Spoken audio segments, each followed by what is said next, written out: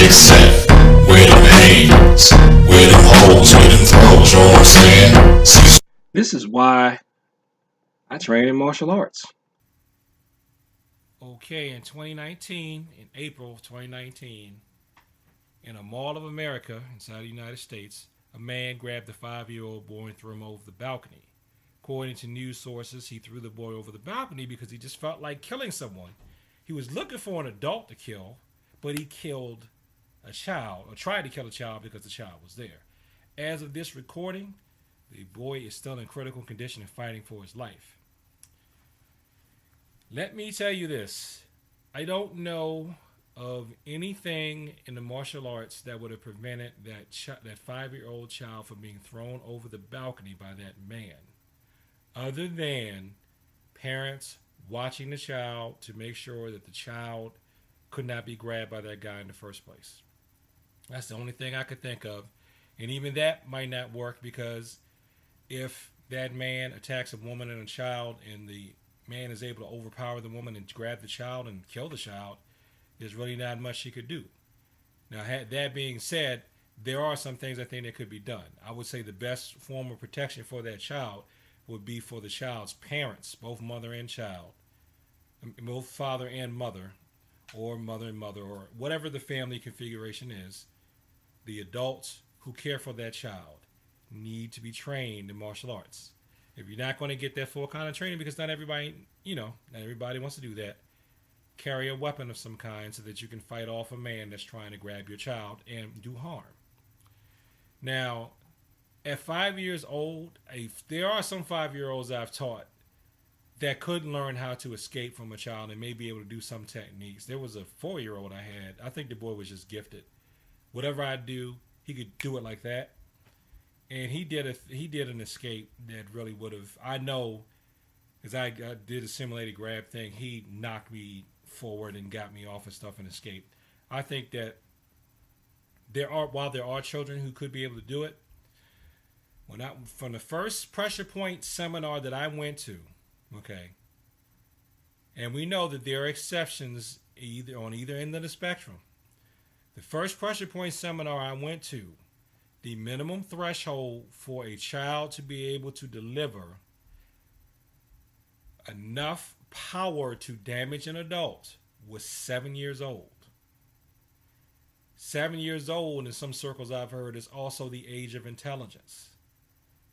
So a 5-year-old should not realistically be expected to be able to handle an attack or some type of abduction from an adult. Having said that, do I think it's a waste of time to try to put your child in child safety things and child abduction prevention classes in the martial arts? Absolutely not. It is not a waste of time.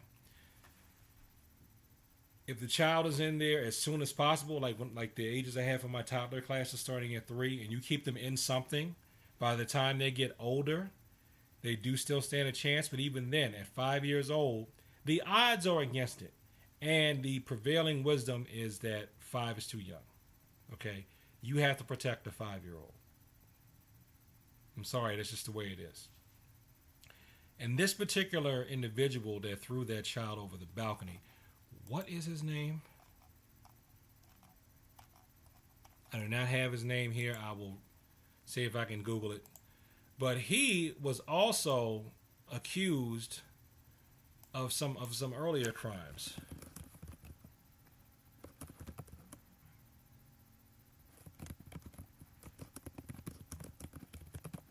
He had been banned from the Mall of America.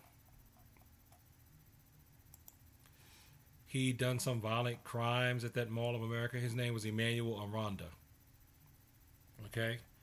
So he'd already had a history of violence and some history of just violent behavior. So, yeah, this is not like this was someone who was not known to authorities. So, while I say yes, put your child in martial arts class, that's pretty much all I say on this channel, is for you to put your children in martial arts classes. Put yourself in martial arts classes. If you think that you are vulnerable to being attacked, put your children in martial arts classes. But don't expect a 5-year-old to be able to defeat a grown man in combat. I just would not set that expectation. The most you could possibly hope for is escape. And even then, I think you should set expectations that the child is probably not going to be able to do anything against a grown man. Having said that, I know of particular outliers. I do.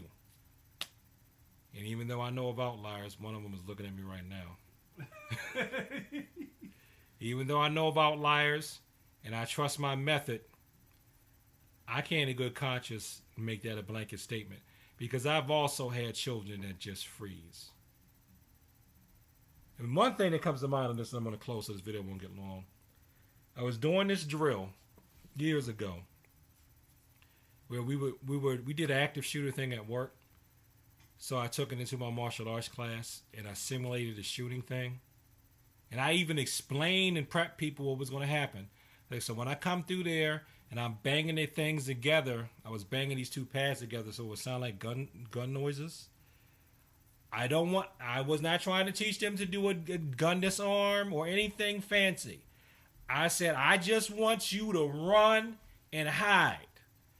The training we got when it's on YouTube is run, hide, fight.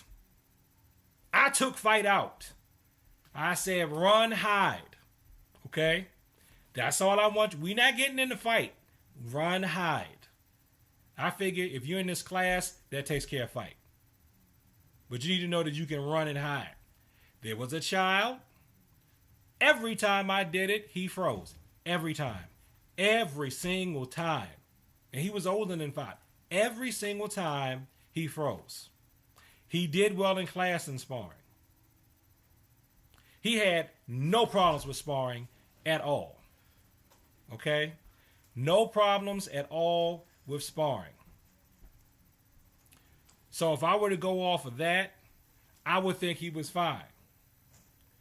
But when it came to that scenario, he froze every single time. Do I think he's a bad student? No. Do I think he's defective? No. Do I think less of him? No. The good thing that came out of that was that his father was there, and his father saw that he had to grab him to pull him down. He had to grab him to pull him to safety. And I said afterwards, well, we know that if something happens, you know you got to grab him. And he said, yeah, thanks. So I don't blame bad parenting. I don't blame anything. I don't blame anything but you lost the genetic lottery because you're hardwired to freeze instead of run or fight. They call it fight or flight, but it's actually fight, flight, and freeze. And freeze can be a good defense against predators too, because they might not see you. They might go after the thing that's running. Okay? But these days, what would happen if that boy froze and somebody's trying to grab him and pull him off and throw him over a balcony? He's not fighting back. He's not running. Okay? And that was not something that I could train out of him at that age. And I honestly don't think I should be expected to train that out of him at that age. Even though, again, I have with other people. They may be outliers. Like I said, one of my outliers is in this room right now. Okay? I know he's done. We're not going to get into his story. Okay? But I cannot in good conscience sit up here and tell you that. Okay? Even though I think the martial arts are beneficial, because you got to remember, you're not just training your child to have to worry about what if an adult does something. Children get bullied by other children all the time. So thanks for watching this video. Like, comment, and subscribe. Please share this with people like to talk about the martial arts. Please pray for that boy that's in critical condition. And even if you see this video years from now, please pray for that boy who was in critical condition. Hopefully he's living life in peace.